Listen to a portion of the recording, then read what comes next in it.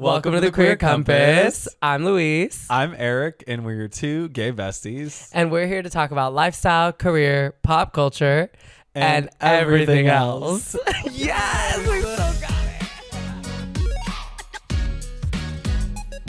Oh my gosh, welcome to season 2 of the pod. Season 2. I can't believe it. Oh my gosh, honestly, me either. I know. What a journey. When we were talking about the idea, I was like, oh, this is something we'll try. And it's like... And here we are, season 2. Like, crazy. So fun. And I just feel like so much has happened, not only between season 1 and 2, but just like throughout the whole... start of it all. Yes. Oh my gosh. I mean, there's so much to catch up on alone on like what has happened since we ended season 1. Yeah. So first thing, I mean, we are now transitioning from summer to fall. Okay. Oh my gosh. And I have to ask, Eric, what is your favorite season? Oh my God. Festival season is my favorite season. Oh my God, that's such a good answer. I'm gonna start using that. Oh my God, that's a good one. Okay, that's from Moira Rose. I don't know if you ever watched Schitt's Creek, but Alexis was like, "What's your favorite season?" And Moira thinks about it, and she's like, "Awards." Oh wait, I do remember that. That's so good. Festival season's my favorite season. Also iconic. I love her so much. Yeah. Oh my God. Okay. But so yeah, I'd say festival spring. season. I'd say like late spring, early summer, literally because of festival season, and like you can still sleep with your windows open, but it's not too hot. Yes. All you need is a light jacket. Yeah. Okay, I have to agree. Like definitely spring, summer, because summer does get really, really hot. That's the only downside. But I love summer. Like I've always been a summer boy. Grew up by the beach, love being by the water, like all that kind of stuff.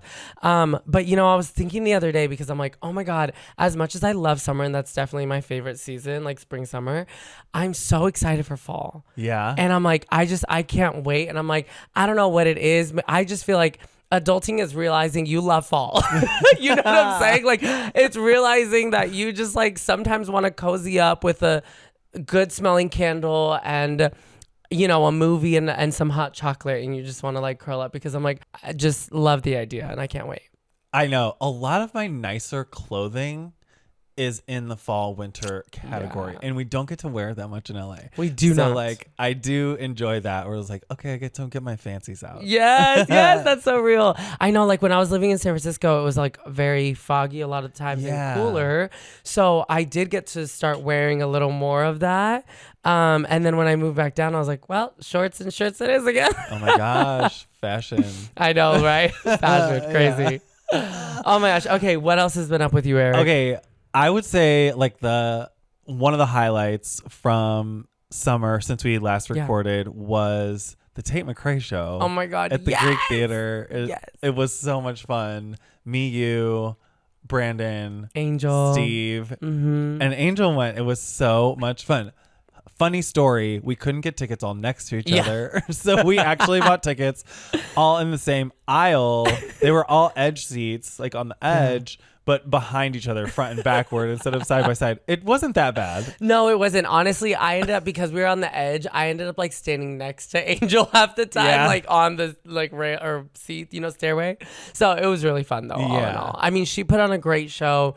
The dancing, the choreography, the vocals, like everything. She honestly did a really good job. It was one of those concerts where I was in the audience. First time I saw her live, and I realized she's like, oh yeah, I wrote my songs, I'm 21. I'm like, oh wait, I think we're witnessing something special. She is a star, and it was incredible the way she worked the stage, captivated the audience. Her fans are very dedicated, you can tell. It was a really, really fun show. Yeah, it was really fun. And I kept thinking that too, because she was like, I just turned 21. And I'm like, that is crazy. Yeah. I mean, she has so much confidence and she has so much stage presence, and she comes from the dance world. Like she was a dancer, so just all of it all together is very, very exciting. And I'm sure you saw by now, but when she premiered her new song in New York at Madison Square Garden, and she had the full Britney mic and everything, and everyone was like, oh my God, she brought the Britney mic out. Yes. And she hit that choreography. Oh my God, so good. So good. I was living for it. As soon as it came out, me and all the Fruit Punch boys were like sending it to each other. We're like, this. Yes. Oh my gosh, so good. So fun. What are some of your highlights from the summer? Oh my God. Okay, well, for me, I feel like one big thing. Right after we talked, there was like San Diego Pride to finish off the Pride season. Yes. I went to Palm Springs with my family, which was our first like kind of little road trip with Marco, the baby, the newborn. Yeah. And it was really hot. So, and we kind of knew that going in, but we honestly just stayed in the Airbnb. We dipped in the pool and then that was it. Yeah. So it was great. Marco got baptized. Oh my gosh. So Yvette and I were the godparents, which was exciting. And also, oh my God, Daniela's bachelorette. Oh, yes. Yes. How was it? It was so fun. Okay. We went to Asheville, North Carolina. Gorgeous. Just like in the mountains. We went to this like reggae fest outside. Cool. We, I don't know. It was just such a good vibe all around. It was really, really fun. We like made drinks at the Airbnb and like all this stuff. It was such a fun weekend. And then leading up to her wedding in Portugal, her and Ryan's, which was just amazing. It was so much fun. Honestly, it was like a blast. When I tell you, I was drenched in my shirt within the first hour of dancing because we were going so hard. And granted, this was after all the, ceremony stuff. But once we started dancing, I was drenched and it went until like 3-4 in the morning. Like we were oh my God, all the way, fun. Yeah. And it was such a good like environment, group of people. Everything was great. So it was really fun. Oh my gosh. Congratulations, Danielle. We're so excited for you. Oh my God. We love you, Danielle and Ryan. Cool. Oh my gosh. That's beautiful. The pictures looked awesome. Yeah, it was great. And then we, after Portugal, because that was where the wedding was, we went to Spain for a little bit. So oh my gosh. Yeah. And now we're back. We actually got back like a week ago. So oh my gosh. Whirlwind. How many days did it take you to like get back to like non-jet lag Luis? Well, as soon as I got back, I had like an all-day training Saturday, Sunday. So like I wasn't as jet lagged as I thought I would be, but like as soon as I got home, I crashed. Yeah. So I was in bed by like 7:30, 8 p.m. and I woke up at like 4 that next morning. But after that, I was pretty good. It was more so I feel like my body, just getting back into like the routine of teaching all the classes and working out and like being so active and dancing. Because we were preparing for a show as well. That I think my body last week was really kind of like sore and feeling it. Yeah. So I just had to make sure to take extra care. Yeah. Yeah. Oh my gosh, yeah. that's so good. Yeah. Love it. I traveled domestically a little over the summer. I went to St. Louis for a little while in August to see my family. So cute. Yeah. Before the kids went back to school, rah, rah, rah, the whole deal. Cute. Downtown Pride happened also. Oh my gosh, yeah. How was DTLA that? Proud. It was really fun. Okay, cool. It was a little bit smaller this year. It had to happen in a different location, like Pershing Square is under construction. Oh. And like the park in front of City Hall where it has been in the past few years. I think there was a different festival happening that weekend. So like Really? it was in this other area. It was a bit smaller, but it still was really fun. You know, like the downtown boys are like really proud of the event and we all go together. It's really, really fun. Oh, that's really cool. Yeah, I cute. love that. Yeah. And then also went to Folsom in San Francisco. Oh my gosh, yeah. 2 weekends ago. It was also super fun, very expressive, super like free and liberating and a really good time. We did my favorite event is on Saturday. It's like a charity event and it is super fun. There's like 4 different rooms with different music and you can kind of like pick your vibe. It's really cute. Oh, that sounds really cool. Yeah, it was great. I love that. We did the festival on Sunday and there's demonstrations and workshops and all that on the street, which was like fun to see. Oh my God, how fun. Yeah. Oh, that's cool. And then this past weekend we did go see Justice at the Hollywood Bowl. Oh my gosh, how was it? Amazing. Oh my God, it was so good. It was my favorite show from Coachella. And immediately when they were like, hey, we're going to go on tour after this, I was like, gotta see it again. I knew it would be a similar set. But the way I think they released some new music over the course of the summer. Okay. So like the way that the show changed over the course of time was really tasteful. Their lighting designer is incredible. It ranks as one of the best lighting shows I've ever seen. It was very, very cool. And what a good venue to do it at. Oh my gosh. It was just, I mean, everyone stayed until the very end. It was just so good. I love that. Oh my God, that's so cool. Yeah, it was really good. Oh, that sounds amazing. Yeah. Yeah, this past weekend, me and the Fruit Punch Boys, we performed at Best in Drag, which Oh, was yeah. really fun. And I just like, it's so funny because I did it for the first time last year, and it was such a, it's, you know, it's like also a charity, like a fundraising event. So I think the energy there is just like everyone's there to have a good time. It's like a drag pageant, but it's obviously for charity. So everyone, as much as, you know, everyone wants to put on an amazing show, it's like the vibes are just so silly. Everyone's having like the silliest time, and like we literally kept looking at each other and being like, this is so silly. Like people walking around just like volunteers who are like wearing wigs and dresses for the first time and dancing in heels on a stage, and like they have drag queens like sweeping up the floor in between acts, and like everyone's cracking jokes, and we're just like in these crazy costumes, and it's just like such a fun show. Yeah. And it's like really, really nice to like do that with like kind of just the light pressure of it all. You know what I mean? Totally. So yeah, that was really, really fun. And I want to say that is just like, it's almost one of those things where when we had like the dress rehearsal and everything leading up to it again, I was like, oh my gosh, I forgot like how fun this is, you know? Yeah. So definitely one that like I hope we get to do again in the future. Oh my gosh, that's so good. Yeah. How long was the number that you did? Our number was like, I want to say like 6 minutes. 6 minutes. Yeah, I think so. And that's the girl who gave the crown over? Yeah. I want to say, don't quote me on that. Oh my God. But I 6 think minutes. it was like 5 or 6 minutes. That's quite the number. Yeah. I mean, it was like, we had a little intro moment. There was like a video that played. Then we do some choreography. And then there's like, it's kind of was part like acting, part. Okay. You know what I'm saying?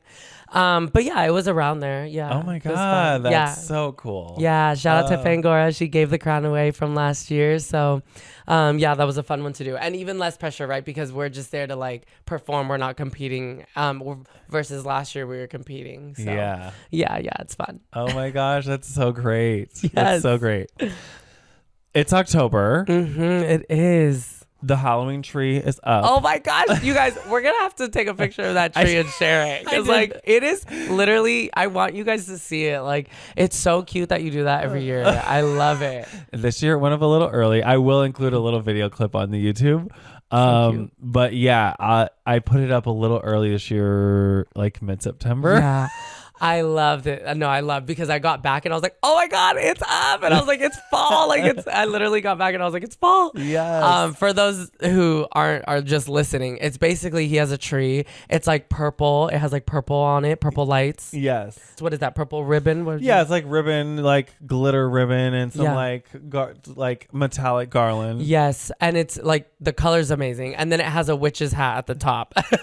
And I love it so much. It's so great. I love it. Like it goes up so fast too because Yeah. it's way less serious than Christmas. Christmas, it's a little more serious. Right. You know, I love Christmas. Yeah, but I love it too. I love it too. And I mean, you know, I've shared this with you in the past, but like my dad is a big Christmas decorator. Yes. So like I fully get it and I live for it every time. Oh, that's It's so great. fun. Yeah. What are you going to be for Halloween? Do you know? Girl, I have no idea. No? No, I do not know. Oh I my do God. not know. Steve and all his friends are being French maids.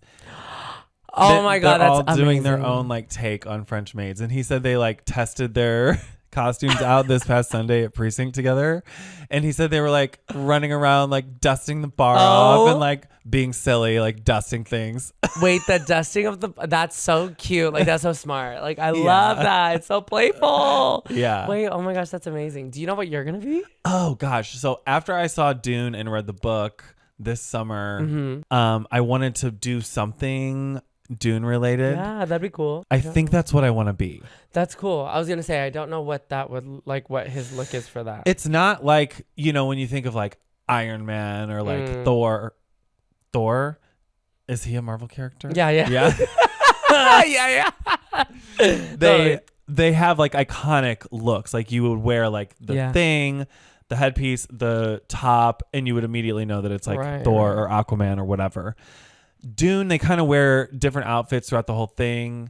Some of the imagery, he's known for like the flowy cloth and the wind. Got it. Okay. But every like Halloween store version of him, I'm just like not really that into it. I you see know? what you're saying. So I don't know. Oh my God, you should get. Do you remember how AMC was giving out those like cups for Dune for the movie release? What were they? Oh my God, I need to show you a picture later because it literally. So they got so much like.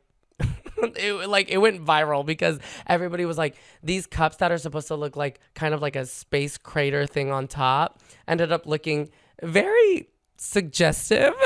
And everyone was like, this can't be real. So it, like, even SNL did a skit on it about the cups that they were giving out for the movie. Stop. I'll have to show you a picture, but I was like, if you held one of those, people would definitely know who you were. Oh my God. Oh my gosh. But anyways, I think you'll figure it out. Such a good idea. Yeah. Hilarious. I think I know, like, so silly, Fruit Punch. We have like all these like cheerleader outfits now. Oh, that's right. Like, I literally have a Clover's outfit, and then we have a cheerleader outfit that says Daddy across it. So we were like, oh my God, should we have a night where we like all wear them or something? Totally. So maybe, but other than that, I have no idea. I did see this like inspo from a long time ago, and it's so funny because of course, like, going to Spain, we went to go see like a flamenco show, so like the outfits of it all and stuff. But I saw this guy, this was actually like 2 years ago that I saw a post, and he was basically wearing kind of like a mariachi like jacket, but it also looks like kind of the flamenco like torero jackets or whatever, you know.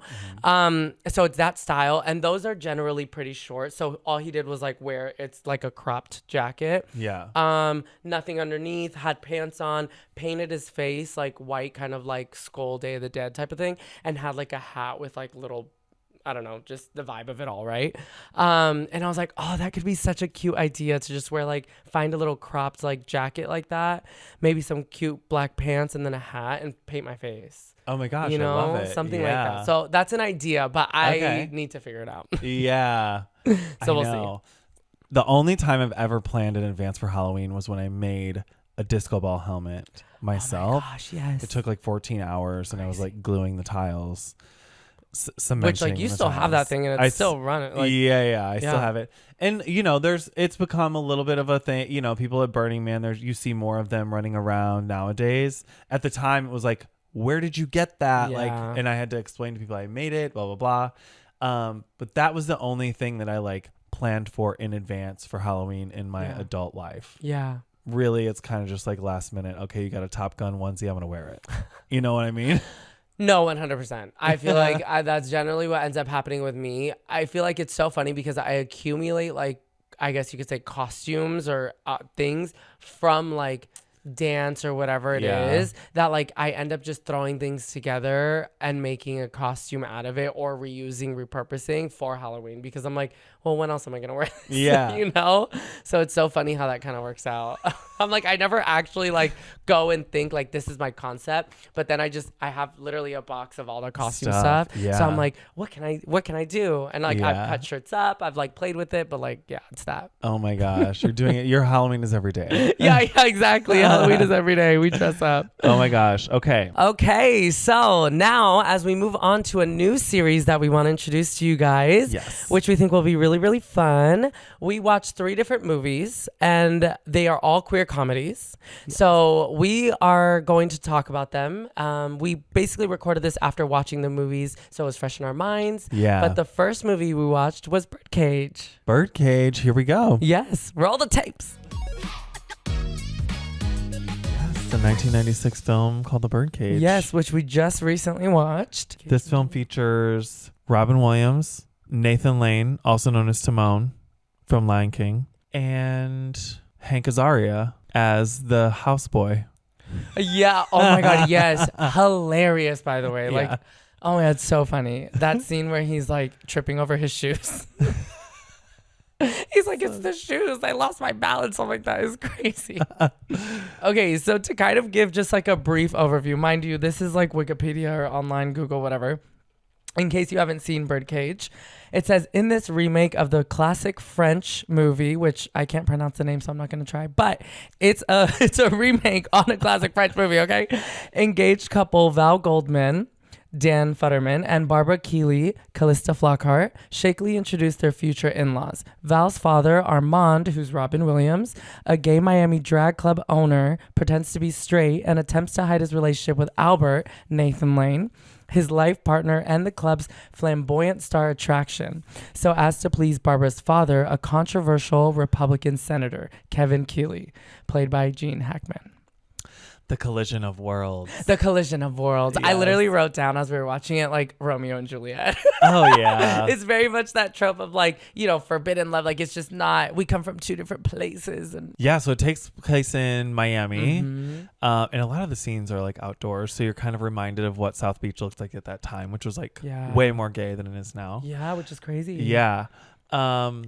But yeah, very colorful sets, very wild wallpaper. The buildings are Wallpaper. beautifully painted. Yeah, it's like very, they filmed on location, but Yeah, the it's opening very scene cool. itself, I was like, wow, this looks so fun, lively. Like I want to be there. And it opens up with, we are family. Yes. I was like, work. Oh my God. And Nathan Lane in that opening scene when he's like throwing a fit for like 10 minutes. Oh my gosh. And then Robin Williams or Armand is like, oh yeah, then I'll just ask, I forget her name, but she's like, I'll ask someone else to do it. And he's instantly like, no, I can do it. I'm like, what a diva. And I love it. I love it so much. The premise of the movie, the son, Robin Williams' son, Armand's son, gets engaged while away at school. At college, yeah. He meets the girl, and her dad is like a very conservative Republican senator.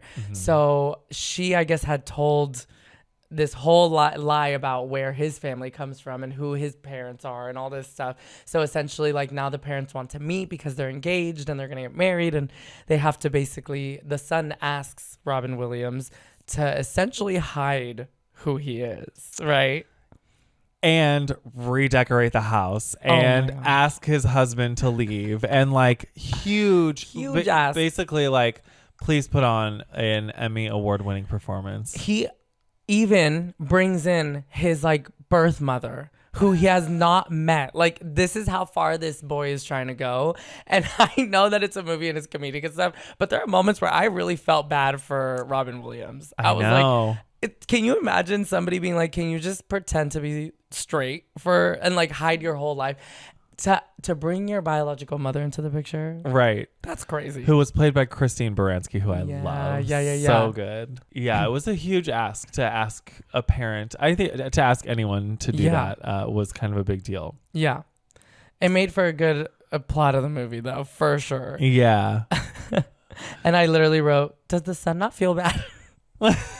I was like, does the son not feel bad? They are literally running around doing all of this, and like the one time something goes wrong, the son is like, just forget, it's not gonna work. And I'm like, boy, you better be a little grateful. Right. No kidding. Oh my God. So the deception, so that it goes on to like the deception of like actually executing on this like big old plan. Yeah. Of like executing this son's idea of putting on this like show for the in-laws. Yeah. And it's so funny too, because like as they're in the process of doing so, Nathan Lane is, you know, very much the like motherly figure in all of this. So gets really, really like offended, obviously. Well, one is already kind of like considering, I will present myself as the mother, you know, like his mom. I've been his mom forever. And everyone kind of chuckles because like, okay, you know, yeah. But then they ask him to leave, but then the biological mother gets stuck or is not able to come because of traffic and whatever. So in walks in Nathan Lane dressed up as the literal mother. Like, oh my God, it is the funniest thing. Robin Williams and everyone in like the room is just like gooped and gagged, like jaws on the floor. They're like, what is she doing? I thought she was gonna leave. Oh my God. And that outfit was a la Mrs. Doubtfire. Oh, for 100%. Sure. Which we looked it up, and Mrs. Doubtfire came before. I was like, oh, maybe this was what inspired it. That was crazy. Oh my gosh, I thought that was so funny. But also I love the fact that the dad was like in love with Nathan Lane as the mother. Like fully was believing the bit. Fully was like, I love her so much. And like even the things that like what is Nathan Lane's character's name? Oh, I keep calling. I just keep saying Nathan Lane. Nathan Lane. Albert. Okay, yes. Yeah. Okay. I just think it's so funny how also then Albert, played by Nathan Lane, was so getting into the like conservative bit and just started saying the most outlandish things that even Robin Williams and even like the son were just kind of like, okay, we need to pull it back right now. totally playing into it. Yeah, the dad and Calista Flockhart's dad ends up like hitting it off so much with Albert. Hilarious. Yeah. I know, it's crazy. And then you have the house man, right? Is that what they called him? Or what was it? His name's Agador, but he was was he the houseboy or the houseboy? I guess I don't know. I don't know I really don't know. I know. I don't. Was he like their assistant or manager or like I don't know. I don't know, but he was. He was just around. He was just around. Okay, always wearing these like little crop top, like very Britney. Oops, I did it again. Like tops, you know, the whole thing, and like little short shorts and stuff, and always barefoot. So they were like, okay, you have to pretend to be the butler. You have to put on a whole suit. And then like, and you have to put on shoes. He is tripping left and right in these shoes. I'm like, has this man never worn shoes in his life? Like, it is so ridiculous, but it is the funniest thing. And then Armand or Robin Williams is like, I need you to make dinner for all of us. The dinner he made. Okay, I don't even know what that soup was, but he spent all day making the soup. That was literally all they had. And they were like, there's no main course. There's no nothing. He's like crying in the kitchen. It's like, it's a whole disaster. It's literally the funniest thing. So good. Yeah. And that scene where Robin Williams was serving the soup, I was actually really impressed with the camera. Yeah.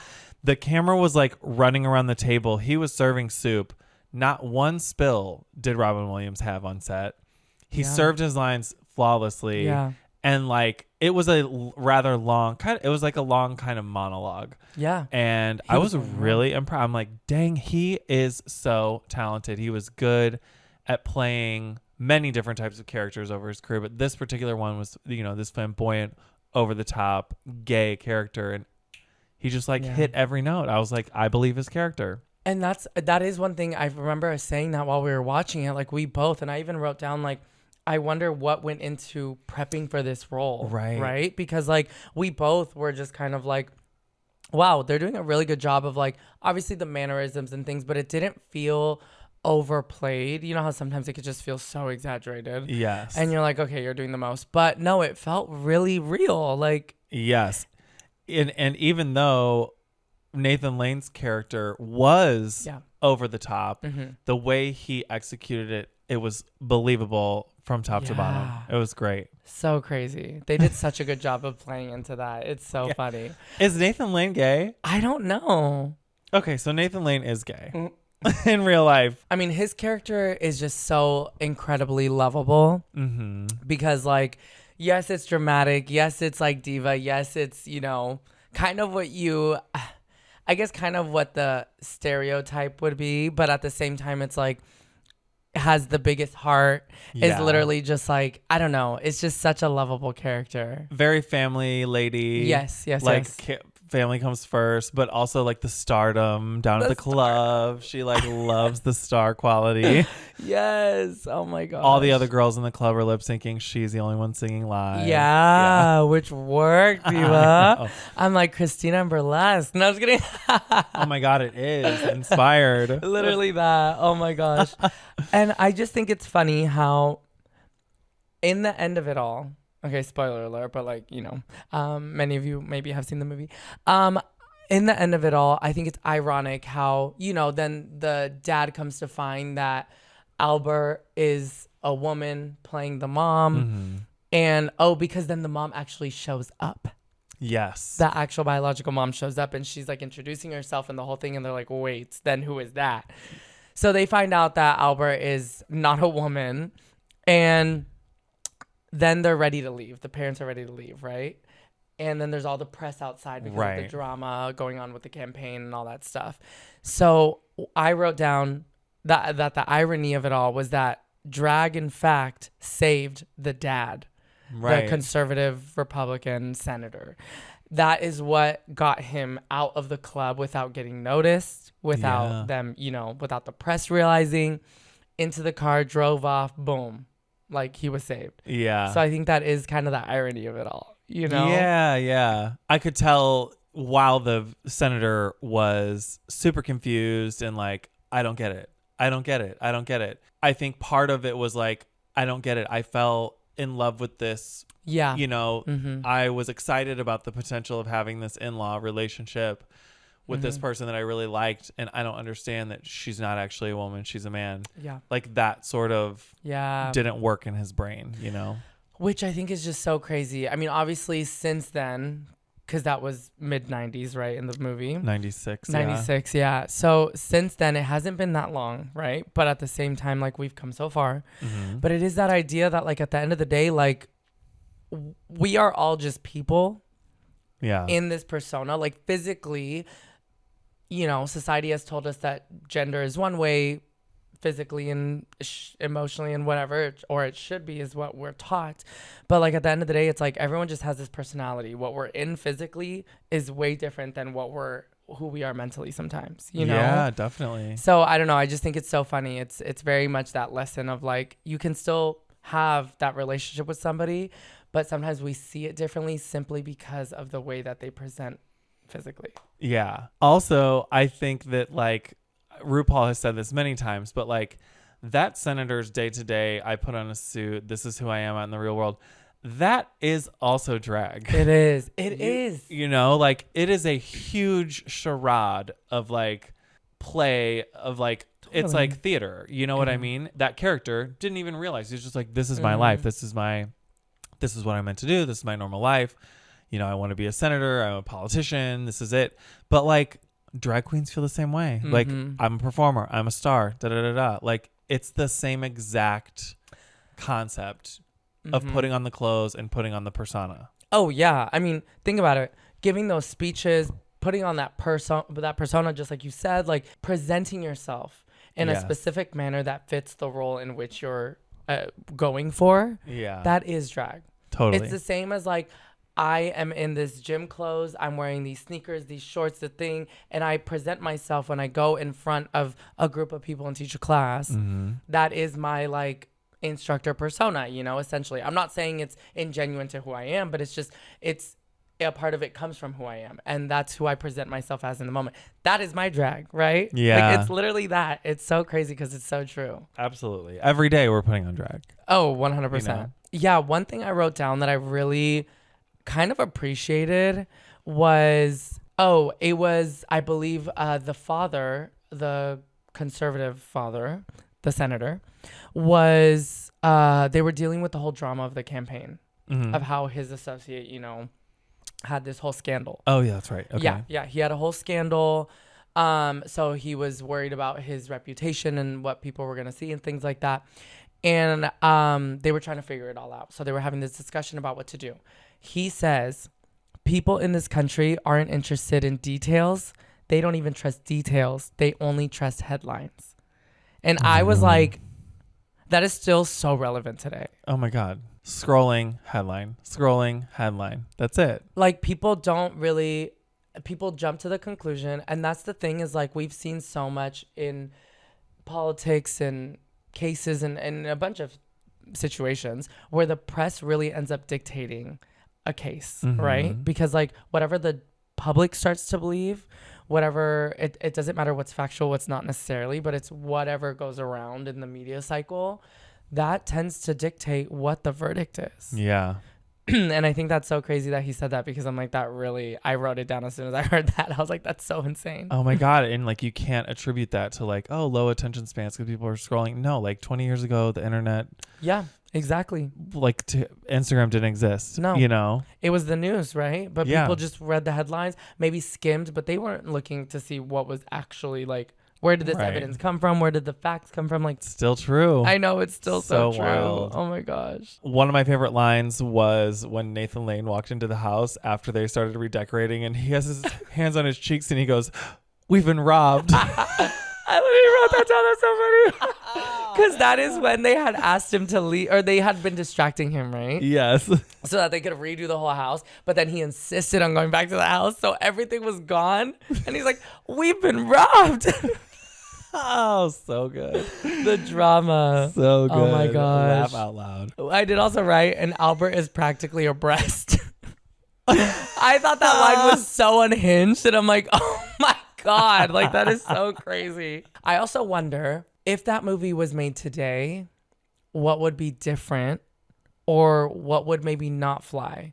Like, I still think a lot of these jokes, well, some of them might not be appropriate, I guess, for now, but I wonder, like, what would necessarily be different. Yeah, I don't know. Like, for example, the gay F slur they mentioned as a joke in there, and I realized that that's now, like, today is coming back as like an okay thing for us to say to one another. It's but like reclaiming the term. But for a while, that was not okay. Between then and now, it was not okay to say that word. Mm-mm. So, like, yeah, I do wonder what things would be appropriate now and not appropriate. But I do feel like maybe some of the exaggerations of the stereotype, or even the like accent that the houseboy was doing, Agador, right? Agador. Like, maybe some of that wouldn't be as pronounced or as out there, but at the same time, like, you still see like Sofia Vergara and Modern Family, or like, you know, so at the same time, I'm like, I guess it wasn't that long ago to the point where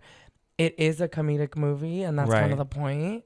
But yeah, I wonder, like, even movies like Mrs. Doubtfire, and I guess here where Albert's dressed up in that female persona, like, I wonder how that would be necessarily received now. Because one thing now is, like, queer media has come to a point now where it's way more present, right? Like, it's starting to be. In terms of, like, all these shows on Netflix that are even depicting, like, queer teens, you know, like in high school or whatever it is. So I really do wonder what would be different about that movie if it was made now. I think we watched this movie with not from a now lens. Absolutely. I think we watched it with okay, this is 1996, 20 years ago kind of lens. And we were like, watching it in that way. I think it would be unfair to watch it with like a new lens. It doesn't make contextual sense to do it that way. I think the majority of this movie would be. Yeah.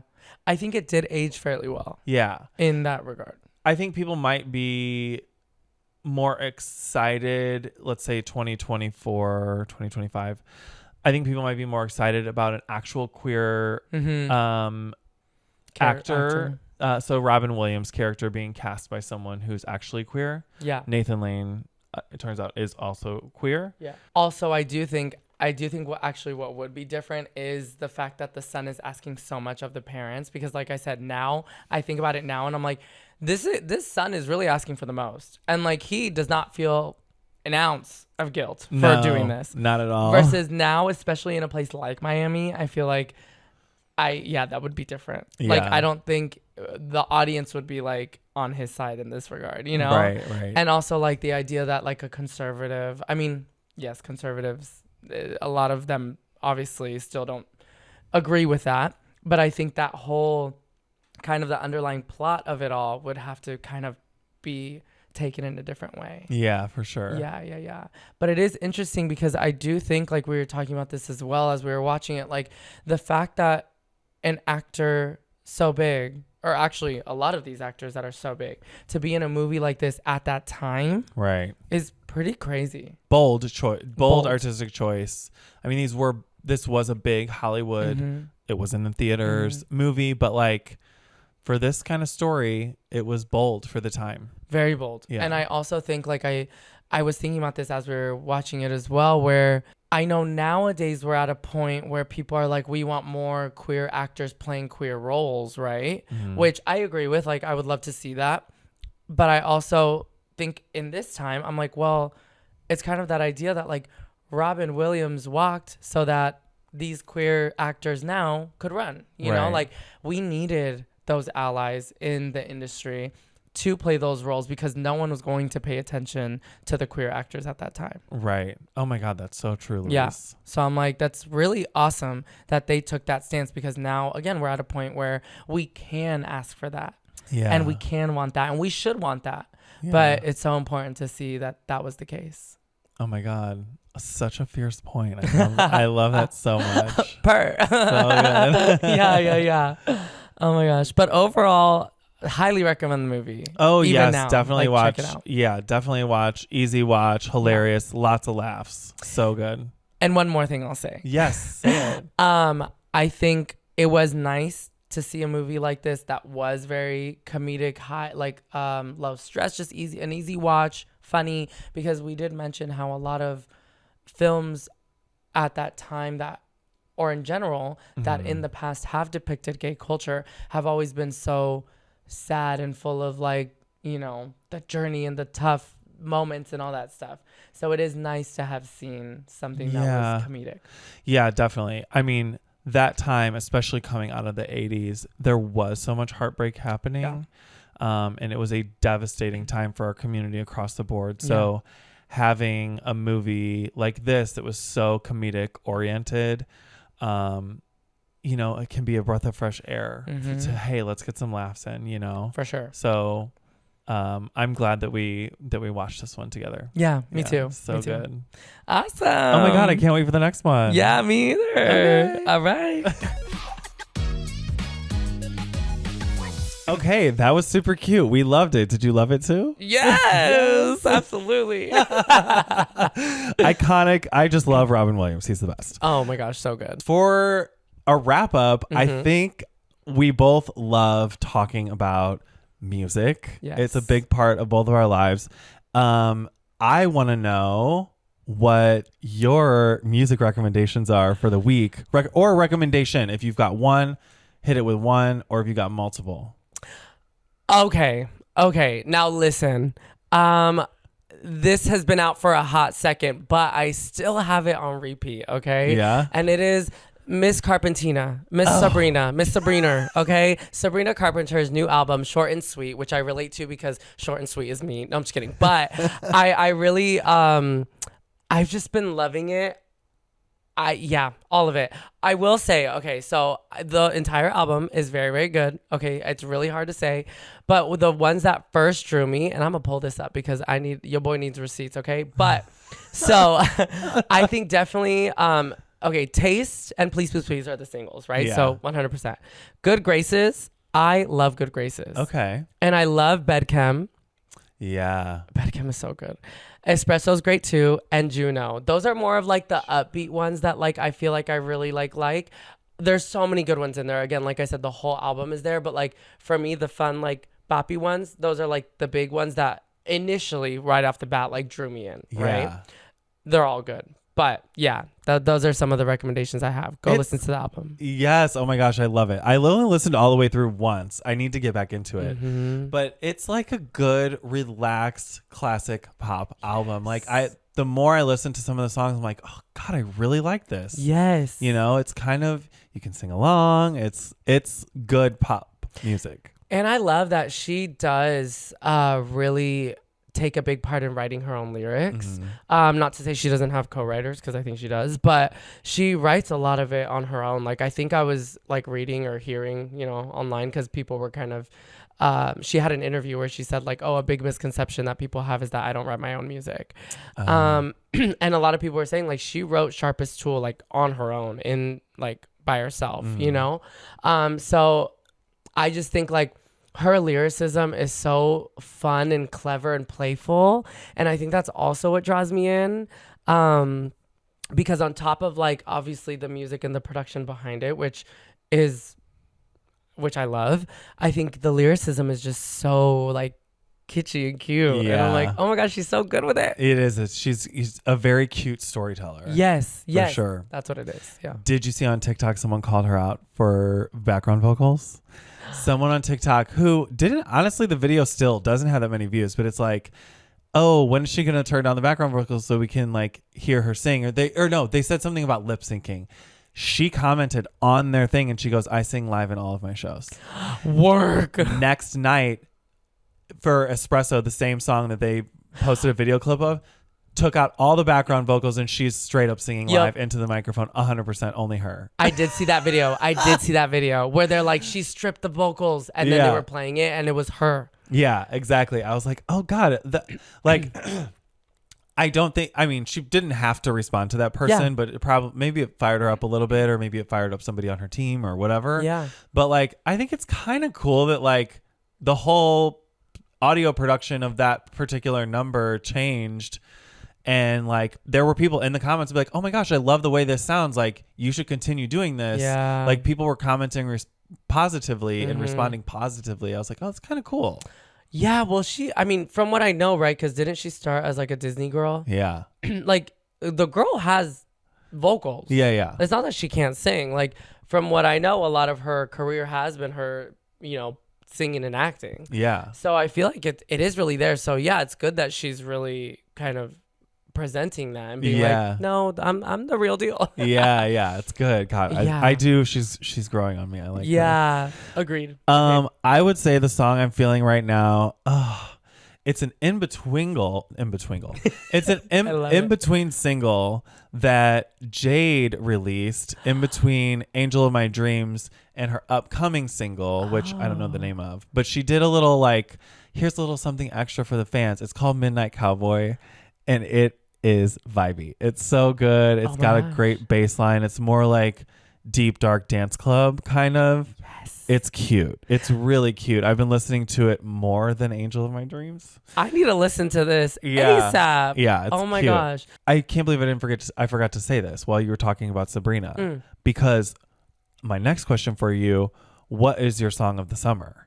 Oh my gosh. Wait, that's so hard. Do you have one? I do have one. Well, I have a song that I think reigned supreme for the summer. Okay. But first I want to say the VMAs voted Fortnite by Taylor Swift as Song of the Summer, and I have to strongly disagree. I do think Espresso by Sabrina Carpenter was the Song of the Summer. Wait, I don't even know what Fortnite sounds like. I've literally never heard that song. What? And I have nothing against Miss Swift, okay? I do not. Like, I do enjoy her bops, her singles, but I'm like, I have no idea what Fortnite sounds like. Swifties don't cover me. So it's duet with Post Malone. Oh, and okay. I guess it won a bunch of awards at the VMAs. Okay, got it. I need to listen to that because I'm sure it's good. I just really have never heard it. I don't want to anger any Swifties. It's not my favorite Taylor Swift song. Okay. It's with Post Malone? It's with Post Malone. I mean, he's been crushing it. And also, isn't he going country? Or hasn't he been? So. Yeah, I think so. But Espresso, yes. I think I heard that song more than other songs all summer.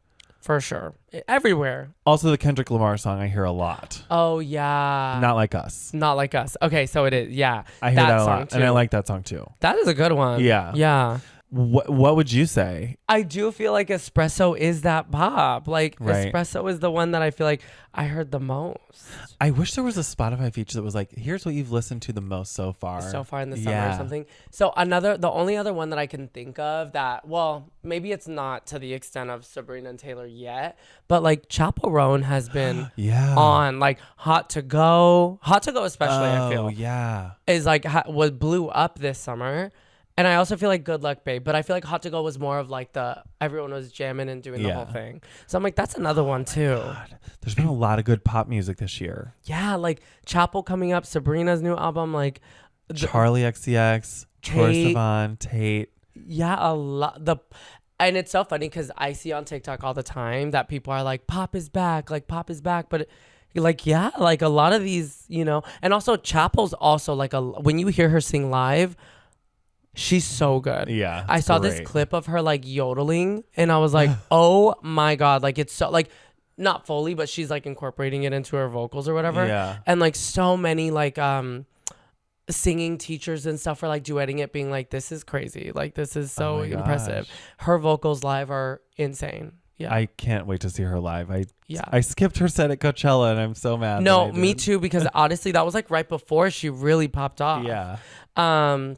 But I have a feeling she's going to be there next year. You do? I feel. Oh, I mean, I would love that. She was just there last year and she blew up. Like, I think Coachella's going to want her. I predict that WeHo Pride will either book Robin or Chappell Roan. You think they'll book Chappell? I think she would want to do it. Yeah, I could see her wanting to do it. She's been doing some prides? She did some prides? No, maybe not. I don't know. But I don't really know. I could see her wanting to do it for sure. I agree with you. Yeah. Also, if Ariana doesn't come out with a new album in the first 6 months of 2025, I think she'll do Pride. Because if she has an album, she'll be touring the album. But if she doesn't have an album and she's still on her Wicked train, maybe she'll do Pride. I don't know. You think Ariana will do Pride? That is crazy. I don't know. I think that would. I'm like, how do you top Kylie Minogue? I know. You know, I was like, it's got to be someone gay and iconic. Robin is a good guess. Robin doesn't. She's not touring an album right now. You know, so I don't know. Oh my gosh. I don't know. Okay. Oh my God, I'm so excited though. Okay. I know. Yeah. Me too. Two were these. Yes. Okay, go for it. Kylie Minogue just announced her American dates. Okay. So When? she's coming to LA May 2nd. May 2nd? At the crypto.com Okay. arena. I don't know how much tickets are. They go on sale in a couple of days. So if it agrees with my wallet, I might go. But I do kind of like, we saw her so close. I'm like, I don't know. But I kind of want to see her show. Yeah. Second, don't be too sad. The festival season isn't over. I noticed at Dodger Stadium on December 21st, there's a festival called Besame Mucho. Have you heard of this? Wait, I think I that's so funny. I think someone told me about it, but Pitbull, Shakira, Enrique, Juanes, Gloria Trevi, Paulina Rubio, Dana Paula. Oh, I was like, my God. Shit, is this like, it's on December 21st. I'm like, okay, this is like classic LA, like Christmas Latin festival. Boom. Like amazing. I'm like sad I'm going to be gone. That whole lineup looks amazing. It's also crazy. Juanes was my first concert ever. So like, oh yeah, that would be crazy to see him again. Oh my God, cool. And also Dana. Right? Oh my God. I don't even know what she's like live. No, she's okay. Wait, when is this? December 21st. Oh my God. So like the weekend before Christmas. I will probably be here. It looks really fun. Oh my God, that looks amazing. Yeah. At Dodger Stadium. That's going to be a riot because you know the Latinos are going to be out. Yes. Oh my God. Oh my God, that sounds so fun I'm though. jealous. Oh my God, I might have to look into that. Yes. Okay, dope. Okay. Well, we will see you next week. Yes. Thanks for tuning in. Check us out on socials. Yep. Also, this episode is a video version on YouTube for free. Great. Yes. Enjoy, y'all. See you next week. Bye. Bye.